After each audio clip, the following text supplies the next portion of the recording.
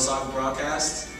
Our main focus today is the Champions League and the Barcelona versus Madrid game this Saturday, I think? Yeah. And our first focus is, it has to be the Barcelona-Arsenal game. I believe that both of the games were both different. The first game, there was a different defense, and we had a different offense. It was an offense where Messi, he wasn't that involved, if you guys agree. The first game was different in the sense that Barcelona attacked from the first 20 minutes, and from then on out, Arsenal started creeping back in. In this game, you had the second leg, you had Arsenal coming out and fighting first, which is how they got the first goal. But as of right now, the way that Barcelona fought back with Messi leading the attack and him leading over 30 goals this season, being the main artillery man for Barcelona that he is right now, it just showed that it was just not Arsenal's leg. It was not their tie to start off from the beginning. First leg they were lucky enough that Barcelona put it on the back heel and they allowed Arsenal to get back in the game.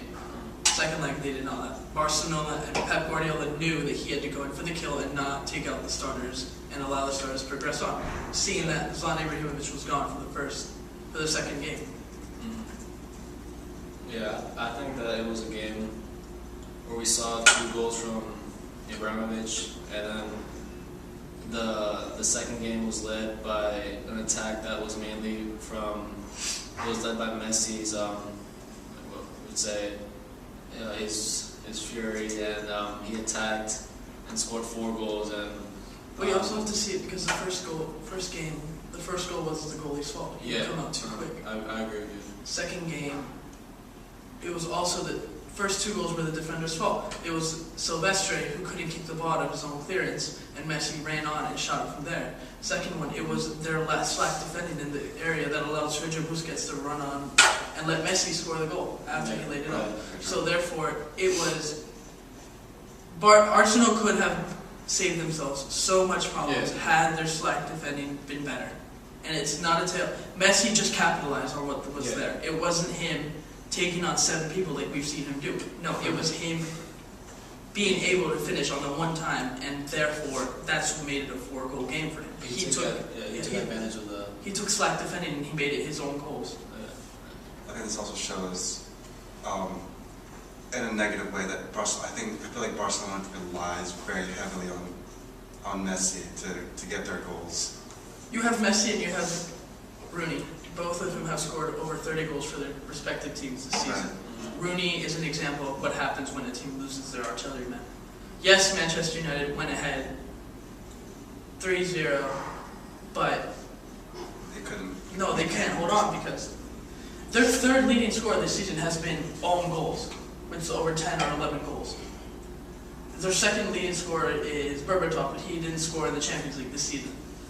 You can't do that. You can't rely on one player to lead your team, because once that one player, who's a forward, and forwards run themselves ragged the whole season, and they're the ones at the end of the season. They get very hurt. Exactly. So Messi right now is running on a thread in the sense that he gets injured, and it's not going to be. They might be young, but in the league they play right now, it's going to get very, very competitive, very rough in a way. You have 8 games left, and you have Messi, who's the same age as Rooney, and you have Messi, who is smaller than Rooney, and Messi does take fouls harder than Rooney. Very much so. He has to start wearing shin guards on both sides of the leg now. That, and also that he has to stop scoring the goals for Barcelona, because once Barcelona loses Messi, Barcelona's done. How did you see Manchester without Rooney? What did you think? No, Rooney played for the first half, and that was Rooney laid off the first goal for. Rooney laid off the first goal, and then second goal, I think Rooney had also 1-2 involved. But how about after he wasn't playing? No, it wasn't that. It's just Barcelona. No, it was Bayern Munich who scored the first goal in the 46th minute off an Olic. He poked it through the check. Okay, that's fine. Okay. No, not check. Sorry, excuse me. That's fine. Second half, you have Rafael who takes out Ribery. Rafael's gone. Therefore, you lose your right. That's it. You lose your one-man advantage, and that's how they came into the game. Robin was unmarked at the edge of the area, and that was why he was able to score that marvelous goal that he had. because he was unmarked and Rafael cost Manchester United the game. That's how I see it. Okay. What do you think of Sir Alex Ferguson's comments after the game, blaming like the typical Germans for the red card? Like, what do you guys think of that? Like, I think it was right. I think it was a bit unfair. I mean, if you see what happens, the foul occurs, one player from Bayern Munich starts talking to the referee, 3 more come and surround the referee. In soccer, that happens. You get emotional and you plead for the referee to do it. Ronaldo did it in World Cup. Ronaldo did it so that Rudiger gets sent off. This is no difference. It happens, and I agree with Ferguson. Yes, it was the players who got Rafael sent off, because Rafael probably would not have been sent off for that if had the players not intervened and told the referee to give him the yellow. But that's the way the game really works. You want to get one of the players. It will be a more advantage, I guess, in the game. It's more of an emotional thing. Like once the referee is surrounded and he is no outlet to get out of that circle. The only way out is to give him. He has to appeal for the other team. Therefore, that Rafael got sent off. Yeah, for sure. I think it's also interesting to know how Nani sort of came of age in that game, stepping in a very big role. He scored 2 goals, first which was very, very beautiful. The flick? Yeah, the flick. Alright, moving on. Inter, Barcelona. Those are the 2 teams that are gonna face. Well, let's talk for the other 2 teams. The other 2 games. We have Lyon and Bayern Girona. Manchester.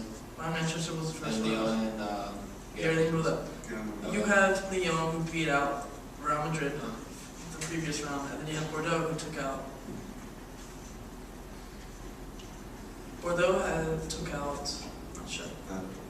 Don't worry. It just what comes to show is that Lyon is probably a contender for this. Yeah. After taking I out agree. Real Madrid. Well, I wouldn't just base it on them taking out Real Madrid, because I feel like the Real Madrid didn't play the way they really do play in they play in the Liga. They didn't really show it in the Champions League. They weren't finishing in the Champions League as they were in La Liga. Oh. And a team that relies heavily on. We also have to see Lyon's the top of France. The Liga is other lowly players. You have Lyon is a free spending team. Right, Lyon yeah. had a huge revolution this past summer, spending all the money that they had on new players. You don't have that in La Liga. La Liga, you're facing teams that are in 9th place, like Atletico, teams that are 13th place, which is what Madrid has been excelling at, which is what's necessary. They have to take up points against teams that they are low. Can. Exactly. So you can't really compare teams from La Liga to Lyon, because Lyon is leading, or is one of the leaders in the French league. But the way that Lyon played first leg against Bordeaux 3-1, and Bordeaux is a great team. They have Romain Chamak and they have Bjorn Korkuf. And it just is, I would not take out Lyon. I can see them putting up a fight against Bayern Munich. That's how I see it. No, I can see that. I think that's. I think I could see Lyon. I could see them. I think that'd be the bracket to actually watch rather than the Barca Inter matches. I feel like that would put up. That'd be a good match to watch. Next one is Inter Milan versus CSKA. This was just a hard-fought victory for Jose Mourinho's men. It's 1-0 advantage coming into the second leg, and then a 1-0 game as well coming from the Sneijder free kick. And it's just, I'm proud to see Wesley Sneijder step up, seeing him convert from a right midfield central player role and become a sort of a pinnacle central mid behind the strikers and providing balls to the strikers. And that's perfect to see of a player like Sneijder, who at Real Madrid was not given any support, and therefore he left us. Hey, hey, hey, hey, hey, hey, never gonna get worse.